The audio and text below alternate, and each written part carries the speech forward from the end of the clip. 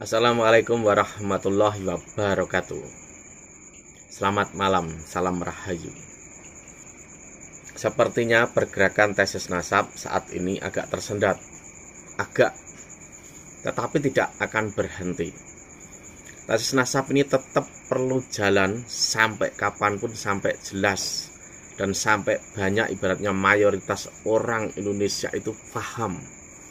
Sesungguhnya kita ini pribumi, harus menempati daerah ini yang harus jadi tuan rumah yang hakiki. Tesis nasab ini terus menggelinding, tapi ada beberapa tahap.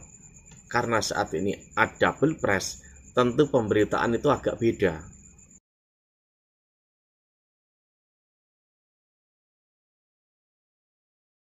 Tokoh politik yang punya konsen soal pribumi. Nasionalisme tidak cukup. Walaupun nasionalisme berhubungan dengan pribumi juga, tapi tidak cukup. Misalkan dia ngaku saya punya nasionalisme tinggi, belum tentu. Yang tahu sejarah, yang benar-benar nasionalismenya itu benar-benar mengakar, membumi, itu bisa. Power politik itu perlu, sangat perlu. Cuman ada teknik khusus dalam penyampaiannya. Apa yang dilakukan teman-teman itu nggak mudah loh. Mereka itu kebal teror, mereka itu pemberani, keberaniannya sudah berkali-kali lipat. Mereka itu nggak mudah loh. Apa yang mereka lakukan itu mulia, seperti Gus Fuad, Kiai Imaduddin, Gus Fakih dan lain sebagainya. Mereka itu yang dilakukan mulia. Kalau ada orang yang berbicara mengadu domba, gobloknya kamu itu membela keturunanmu juga nanti gitu loh. Itu membela pribumi nanti, anak turun kita semua gitu loh. Jangan sampai kita dibodohin. Jangan sampai turunan-turunan kita dibodohin. Kita itu pribumi yang punya tempat ini, yang diberi amanah oleh Allah menjaga tempat ini. Makanya harus jadi tuan rumah. Apa yang mereka lakukan itu butuh keberanian yang nyata. Gak hanya keberanian, butuh modal juga. Kamu kira mereka uang dari mana? Dari cukong gitu? Tidak ada. Itu uang mereka sendiri, bayangin saja. Mereka tuh berjuang seperti itu loh. Itu untuk apa? Untuk kemuliaan orang pribumi Nusantara ini.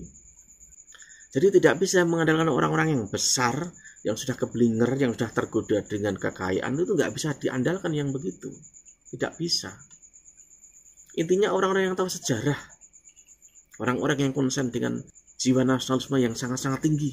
Tidak nasionalisme abal-abal atau pengakuan demi jabatan, tidak. Itu tadi, tahan godaan juga.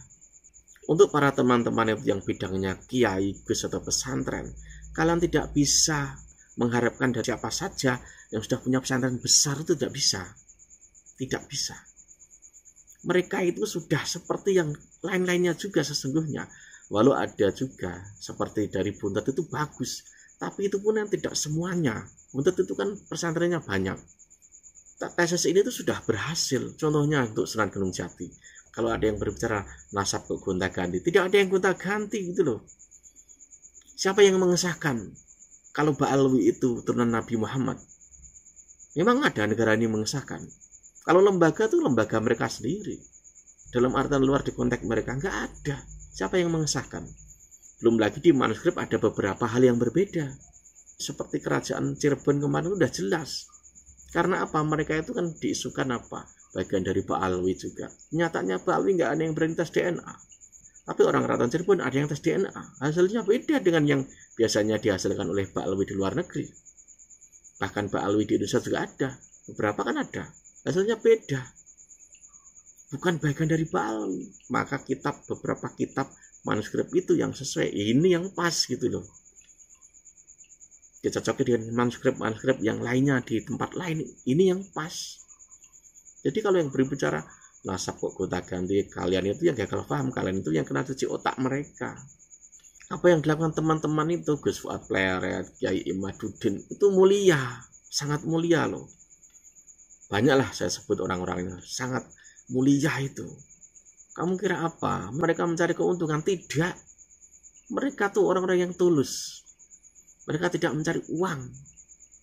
Pejuang-pejuang nasab itu tidak bisa mengharapkan dari orang-orang yang besar. Karena orang-orang besar itu punya banyak kepentingan. Makanya ciptakan kepentingan itu sendiri. Dan juga tidak bisa mengharapkan dari misalkan sebenarnya dia Trah Wali Songo, tapi dia sudah punya pondok yang besar.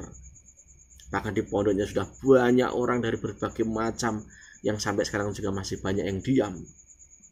Itu nggak bisa diharapkan. Makanya besarkan majelismu sendiri. Makanya kita nggak bisa juga mengharapkan lebih dari PBNU, tidak bisa. Mau berapa lama kita, orang-orang kita yang selama ini ternyata apa? Kena propaganda soal nasab keturunan yang ternyata tidak ada buktinya jika mereka keturunan Nabi. Kalau mereka punya bukti, kenapa sampai sekarang juga tidak berani untuk tes DNA? Nggak berani. Jalan aman tuh ya diam. Orang diam itu kan ada beberapa macam.